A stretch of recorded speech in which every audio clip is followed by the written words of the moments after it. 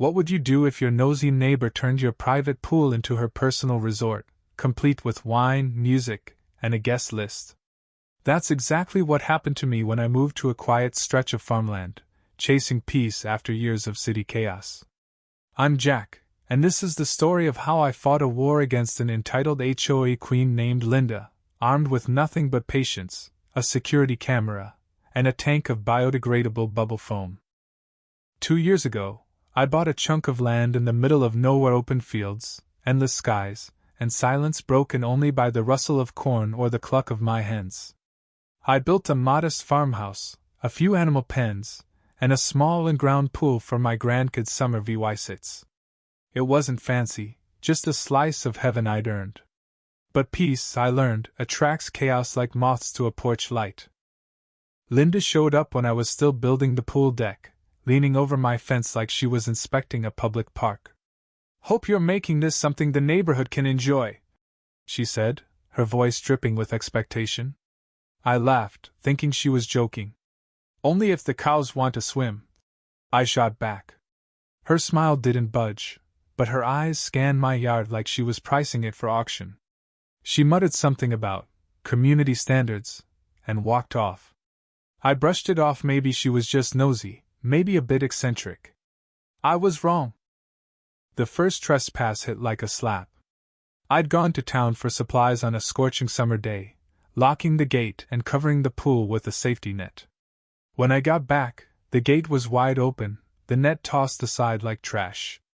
Towels draped my lawn chairs, a Bluetooth speaker blared pop music, and the air smelled like lavender perfume. My boots squished on wet concrete as I approached. There, in my pool, was Linda, floating on a raft, wine glass in hand, with 3 friends splashing around like they'd booked an Airbnb.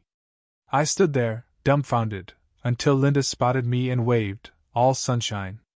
"Oh, hey! We figured you were gone all day. It's too hot to waste a pool like this. Get out." "No," I said, my voice low but shaking. Her friends scrambled, grabbing bags and slipping on the deck, but Linda just swirled her glass, unbothered. "Not very neighborly, Jack. This pool's practically community property, you know. It's within the HOA boundary." I told her my land was legally exempt from the HOA survey maps, the works. She smirked, like facts were optional.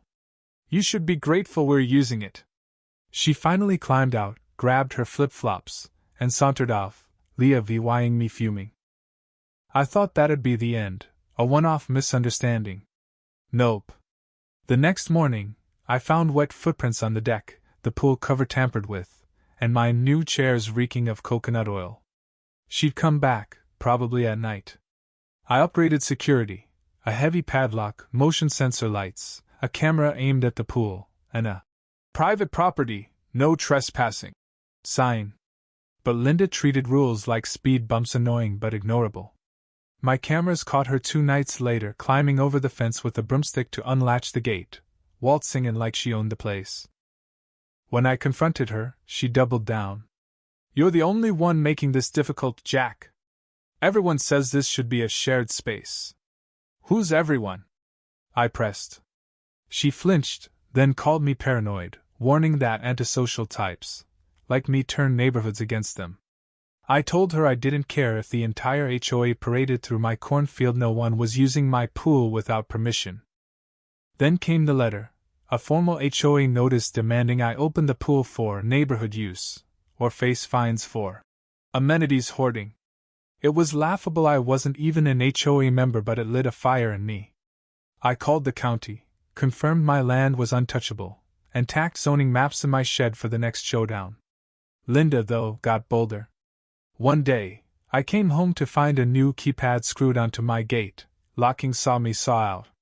She'd tampered with my property. I ripped it off, marched to her porch, and handed it back. "Next time you break something, I'm pressing charges." She smirked. "Good luck, Jack. The board's got my back." That was the last straw. Locks weren't enough. Warnings didn't work. I needed something bigger, something that'd make her regret stepping foot in my yard. I wasn't about to hurt anyone or break the law, but I could get creative. Late one night, I stumbled across a forum about biodegradable livestock foam safe, non-toxic, used to cool cattle pens. One farmer's video showed it filling a barn with fluffy white bubbles in minutes. I grinned. If Linda wanted my pool, she'd get it, but not the way she expected. I drove to a supply store, bought 3 barrels of foam, and spent a day rigging a system. I hid a tank behind the shed, ran a nozzle underwater, and wired a weight sensor under the pool's first step. A test run with a feed bag proved it worked. One step, a soft click, and the pool erupted in slow, frothy chaos. It was hilarious and perfect. I reset it, checked the cameras, and waited, Leah vying the gate just loose enough to tempt her. 2 days later, my phone buzzed. Motion detected. I pulled over on my way back from town and watched the live feed. There was Linda, in a yellow sun hat, clutching a mimosa pitcher, leading 2 friends to the pool like a tour guide.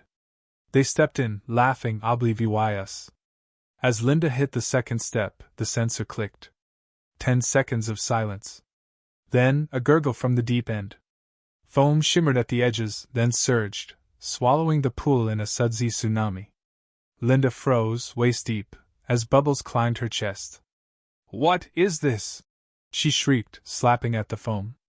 Her friends flailed, one slipping, another coughing, their phones lost in the froth. It was safe, odorless, but gloriously ridiculous. I stepped out from behind the shed, clapping slowly. Linda's face twisted, foam dripping from her arms. "You think this is funny? You saw us! I pointed to the camera. "You trespassed, ignored signs, and tripped a harmless deterrent. The only thing attacking you was your own ego." They stumbled out, slipping and cursing, Leah vying soggy towels and a trail of bubbles. By sundown, the pool was clear, the filtration system doing its job. The next morning, a red flyer in my mailbox announced an emergency HOA meeting about pool violations. I went, not as a member, but as a neighbor fed up. Linda stood at a podium, all fake smiles, claiming I'd endangered the community with chemical foam. A neighbor cut in, saying he'd seen the video in a group chat and found it hilarious. I stood and laid it out, the trespassing, the damage, the fake keypad, the foam safe and legal. The crowd turned. Board members questioned Linda's community vote. Her authority crumbled. That night, a for sale sign appeared in her yard. But Linda wasn't done. A week later, I found a certified letter threatening to sue for trauma and defamation. My lawyer, Ed, laughed it off. Her claims were baseless. Then I noticed new fence boards on my land, inching 30 inches over the line. She was trying to steal my property now. A surveyor confirmed the encroachment, and we sent a cease and desist. Linda stayed quiet, but the HOA didn't. Neighbors, fed up with her stunts, voted her out. Her house went into escrow, and she moved out of state, her car still flecked with dried foam. The pool's quiet now. New neighbors, Mike and Sarah, moved inside the escapees raising chickens. They tore down Linda's fence, built a proper one, and even added a gate for sharing eggs. The HOA apologized, and the neighborhood feels lighter, like it can breathe. I dismantled the foam system but kept the tank, a quirky reminder that sometimes, a little absurdity is the best way to draw a line. My grandkids splash in the pool now, and it's finally what I built it for: family, freedom, and peace. But I keep the cameras on. People like Linda don't vanish, they just wait. And I'll be ready.